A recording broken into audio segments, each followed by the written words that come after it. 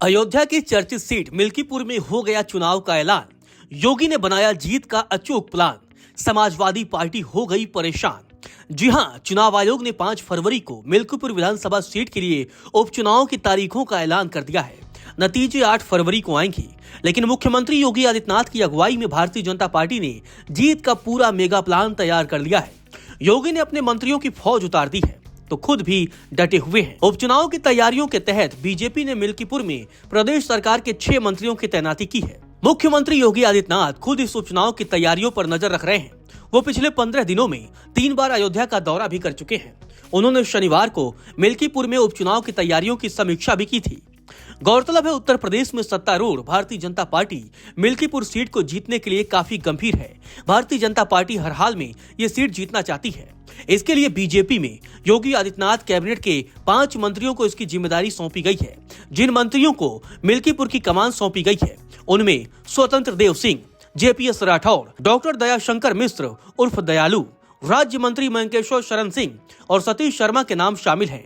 Cabinet मंत्री सूर्य प्रताप शाही अयोध्या जिले के प्रभारी मंत्री हैं। इस वजह से वो पहले से ही इस सीट पर नजर रखे हुए हैं। इस तरह प्रदेश सरकार के 6 मंत्री मिल्कीपुर जीतने की योजना पर काम कर रहे हैं।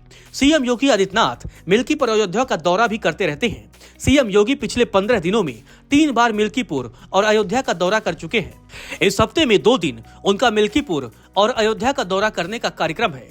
8 जनवरी को मिल्कीपुर में बीजेपी की एक जनसभा को भी वो संबोधित करेंगे। इस दौरान वो कार्यकर्ताओं में जोश भरेंगे और मतदाताओं को भारतीय जनता पार्टी के पक्ष में वोट करने की अपील करेंगे।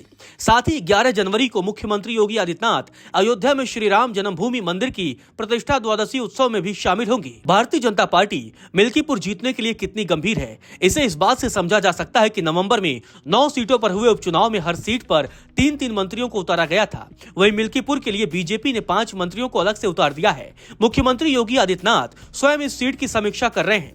पिछले शुक्रवार को उन्होंने मिल्कीपुर में चुनाव तैयारियों की समीक्षा की थी। इस दौरान उन्होंने कहा था कि भगवान राम विकास के प्रतीक है।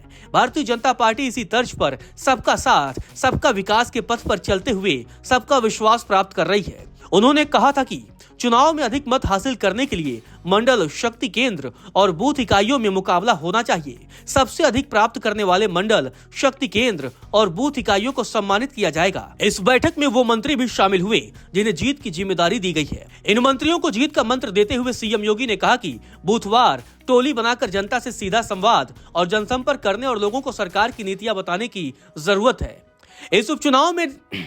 इस उपचुनाव के लिए भारतीय जनता पार्टी ही नहीं बल्कि समाजवादी पार्टी भी इस गढ़ को बचाए रखने के लिए हर संभव कोशिश कर रही है। समाजवादी पार्टी की भी कोशिश है कि अंतर्राष्ट्रीय मीडिया संस्थान इस चुनाव को कवर करने के लिए आए ताकि दुनिया को पता चल सके कि मिल्कीपुर का उपचुनाव कैसे हो रहा है।